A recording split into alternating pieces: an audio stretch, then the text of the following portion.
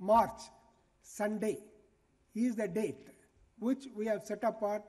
This is the day when in the entire country, in all the polling stations, booth level officers will be sitting along with the electoral roll and application forms for such people who seek enrollment at this stage.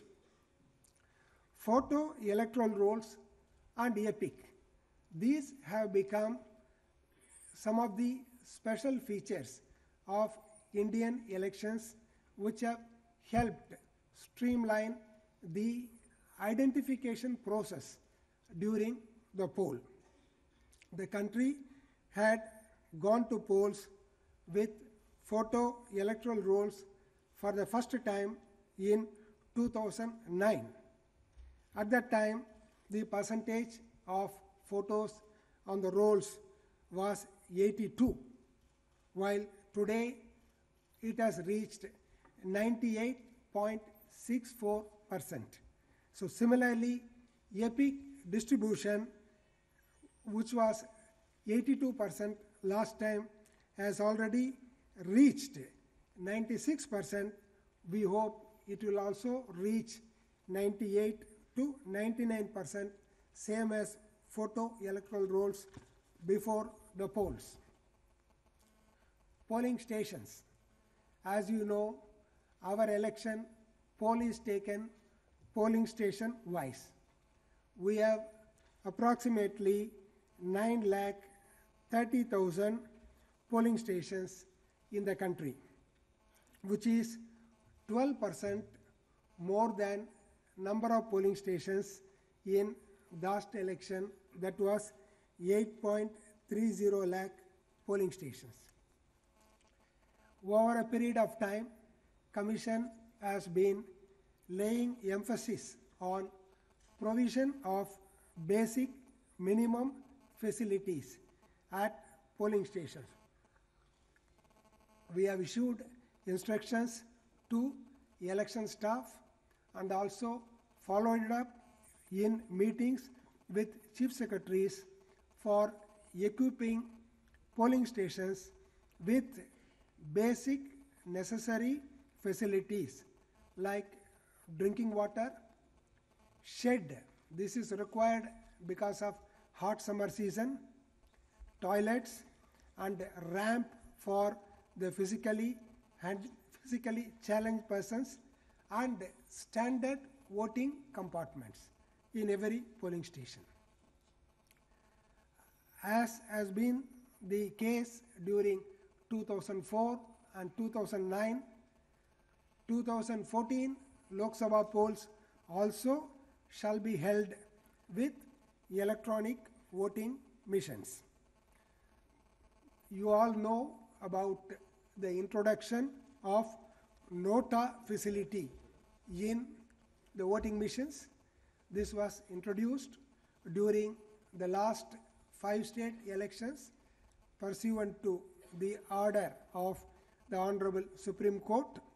NOTA facility shall be provided in general election 2014 also, and appropriate instructions will be issued. You also know the soul in election management of Election Commission of India is the observance and enforcement of Model Code of Conduct. With our announcement of the schedule today, Model Code of Conduct shall come into force with immediate effect. We have devoted considerable time on law and order and creating secure environments for the conduct of fair, free, and peaceful polls.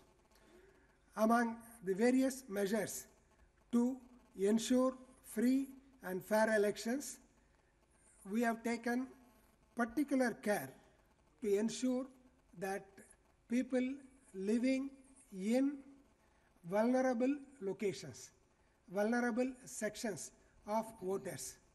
They are enabled to be in continuous touch with election machinery so that adequate protection is given to them to ensure that they are enabled to vote free of obstruction, uninfluenced, unintimidated by anyone.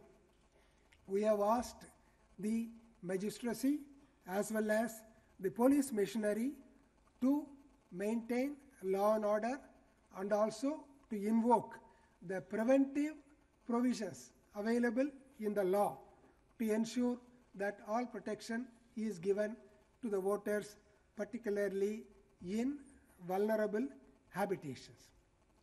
The Commission has been using the services of observers extensively to keep a close watch over ground situation and to take prompt remedial action when complaints are received from different parts of the country.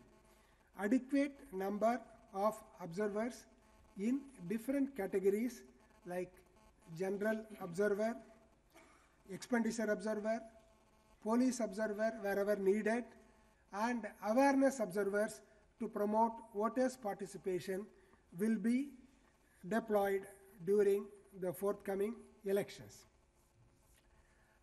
One of the features of Indian elections is election is conducted with the use of officials, government officials.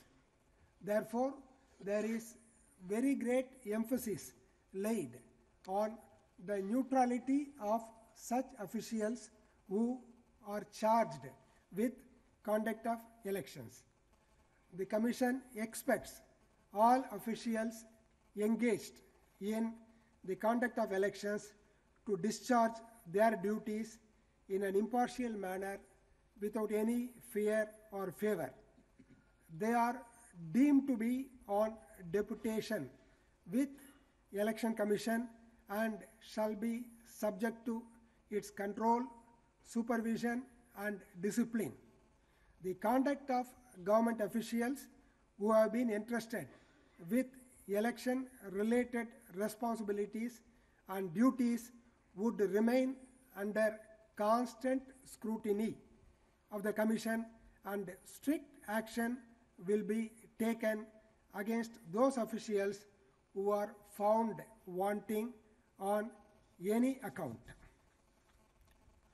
Photo voter slips.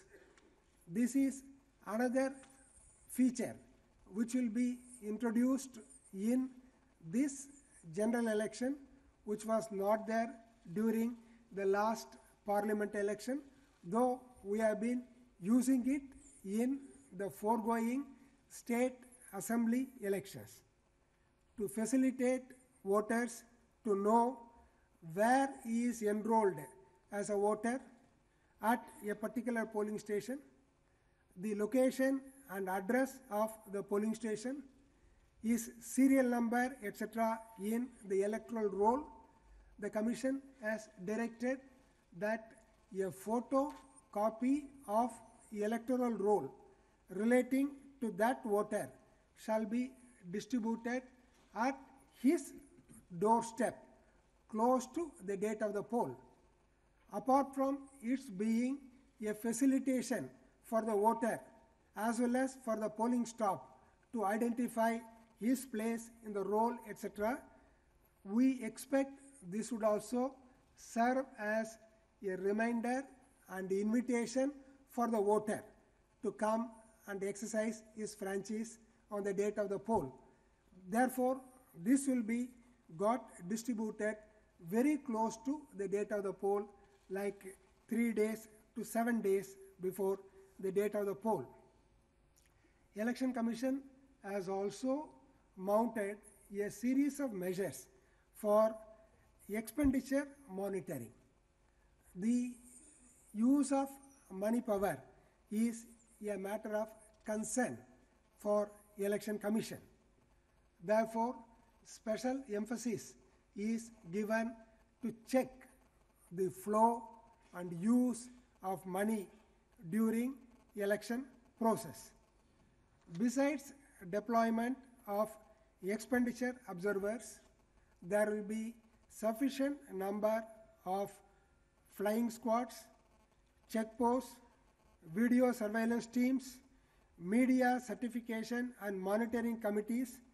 All these will be used to keep a close watch and check on the use of money power. About revision in ceiling of election expenses, details are known to you. These would also be made available in the booklet that will be made available at the end of the conference. Voter participation. Voter participation is one of the thrust areas for the Commission. Commission has held the view and been holding the view that a larger enhanced participation of voters will contribute to enlightened and vibrant democracy. Therefore, the sweep measures, the systematic voters' education and electoral participation measures which have been initiated and used in the foregoing state elections will be continued and further intensified in implementation. Coming to schedule, compared to the state elections which we were giving, in which we used to announce names of the states, date of date of notification, date of filing nomination, last date, etc. That, as you all agree, will not be feasible to do for 35 states and union territories in a conference like this. So we have prepared a booklet in which all the information is available. This will be made available to you even before you leave the premises. In addition to that, we are also putting a copy of this on the website of the Election Commission, and those of you who have given your email ID, they will also be sent by mail. By the time you leave the premises, it would also be in your mail ID. However, some of the highlights of the schedule we would like to mention to you at this stage. The first date of poll shall be on 7th April 2014. This is held in 2 states, and the number of parliamentary constituencies covered will be 6. The next date of poll is 9th April, which will cover 5 states and 7 parliamentary constituencies.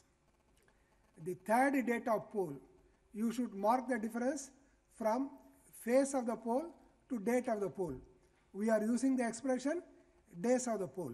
This will be poll days. The third poll day will be on 10th April, which will cover 14 states and 92 parliamentary constituencies.